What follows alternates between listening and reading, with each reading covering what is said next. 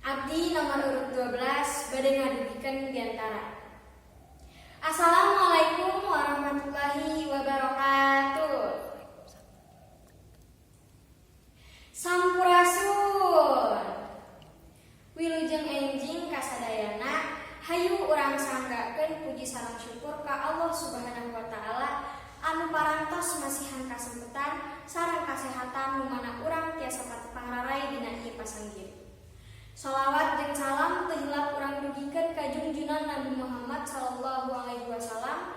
Teu hilap oge sing abdi ngahaturkeun nuhun ka ibu jeung bapak guru, oge para panata calagara, tur girang pangajen anu parantos masihan kasempetan kasih abdi ngadeg dina ieu pasanggih. Hadirin anu sami linggih, sim abdi baris ngadugikeun diantara anu ditujulan tilu duduluran basa dina kahirupan Indonesia. Naha urang kedah ngutamakeun bahasa Indonesia sabab bahasa Indonesia teh identitas bangsa. Ngahijikeun karagaman Nusantara pikeun jadi modal ke generasi ngora anu sadar kana kacida gedena peran bahasa Indonesia. Lian ti eta bahasa Indonesia teh sakuduna jadi hiji alat utamana ke generasi ngora teh dina inu biung bersaing jeung negara-negara sejen. Kabayang hadirna saumpama dina hiji waktu kaharep rea aplikasi anu ngarep dina teknologi mutakhir misalna mobil Tesla anu make bahasa Indonesia minangka basa panganterna. Tuluy kana bahasa daerah utamana bahasa Sunda. Tujuan urang lamun mulai bahasa Sunda teh lain saukur jang generasi kiwari, tapi jang generasi kapayuna oge. Bahasa Sunda mangrupa buktos yen bangsa Indonesia teh boga karagaman, ngabogaan peradaban, oge miboga seni sareng kabudayaan anu parantos diwariskeun turun-tinurun jeung taun ka taun.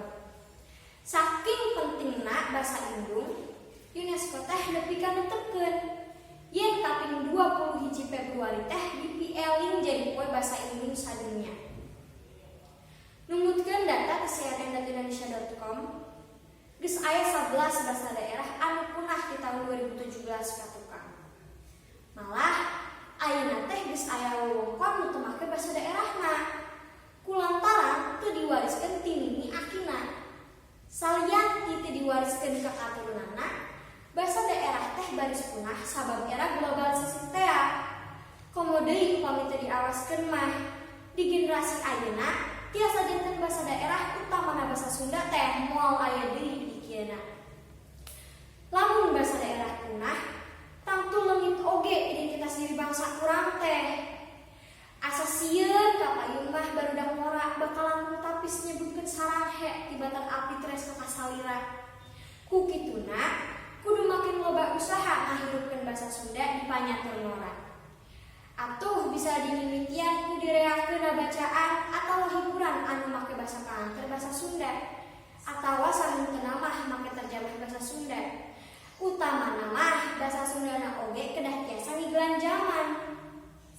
Bisa ngaluyukeun hadirna basa Sunda kana hal-hal anu terjadi aheng atawa tren di masyarakat. Bisa ngalangkungan karya seni, misalnya film, blog, jeung sajabana. Atau media sosial anu langkung basajan misalnya Instagram, TikTok, jeung Facebook. Nah, ayeuna bagian bahasa asing. Ngaosa bahasa asing lain hiji kasalahan. Malah mah hiji kaparigelan anu sakuduna diboga. Sabab campur gaul di dunia internasional teh kiwari jadi hiji kabutuhan utama. Komo nalika mangsa Covid-19 kiwari di mana manusia diwatesangan panggih secara fisik. Atuh media komunikasi nyaita bahasa Inggris teh jadi hiji hal krusial anu dipika butuh pikeun masyarakat gawe bareng ningkahan pandemi anu dirasakeun ku unggal manusia di sakuliah dunia. Hadirin nu kusing abdi dipika hormat, sabab eta pake bahasa indung nalika urang aya di wewengkon urang, pake bahasa asing nalika urang ka luar negeri atawa keur miboga kapentingan anu leuwih ayana bahasa asing, oge tangtuna pake bahasa Indonesia nalika urang dipundhut peranah yang harapan karagaman Nusantara.